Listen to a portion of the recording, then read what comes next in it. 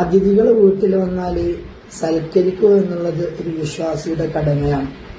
മഹാനായ Ibn Abbas റളിയല്ലാഹു അൻഹുമയുടെ ഹദീസിൽ കാണാം, നബി സല്ലല്ലാഹു അലൈഹി വസല്ലമ തങ്ങളെ തൊട്ട് ഉദ്ധരിക്കുന്നുണ്ട്.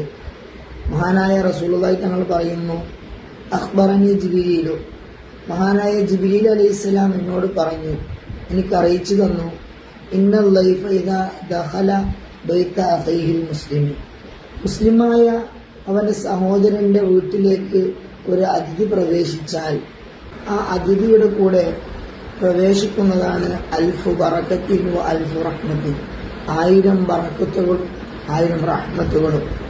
മാത്രവുമല്ല വഗഫറല്ലാഹു ദുനൂബ അഹ്ലിൽ ബൈത്തി, ആ വീട്ടുകാരുടെ പാപങ്ങൾ അല്ലാഹു സുബ്ഹാനഹു വ തആല പുറത്തു കൊടുക്കുന്നതാണ്.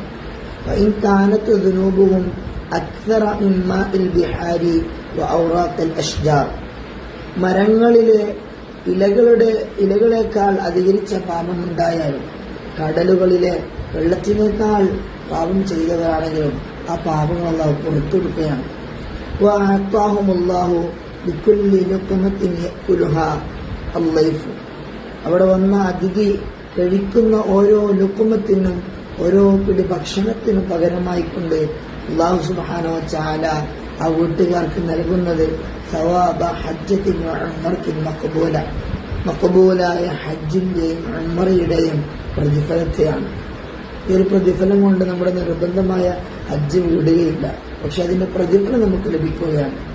മാത്രമല്ല വബനാലഹും മദീനത്തുൻ ഫിൽ ജന്ന, സ്വർഗത്തിൽ ഒരു പട്ടണം തന്നെ അല്ലാഹു സുബ്ഹാനഹു വ തആല ആ വീട്ടുകാർക്ക് വേണ്ടി തയ്യാറാക്കുകയാണ്, പണിത് കൊടുക്കുകയാണ്.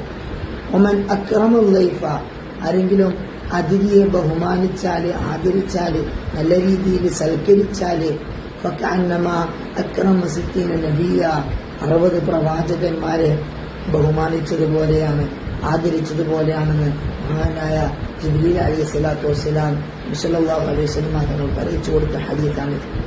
അത്രമാത്രം വലിയ മഹത്വങ്ങളാണ് ഒരു അതിഥിയെ സൽക്കരിക്കുമ്പോൾ ഒരു വിശ്വാസിക്ക് നേടിയെടുക്കാൻ സാധിക്കുന്നത്. അല്ലാഹു നമുക്ക് തൗഫീഖ് നൽകട്ടെ. അതിഥിയെ ബഹുമാനിക്കാനും നല്ല രൂപത്തിൽ സൽക്കരിക്കാനും അല്ലാഹു തൗഫീഖ് നൽകട്ടെ. അസ്സലാമു അലൈക്കും വറഹ്മത്തുള്ളാഹി.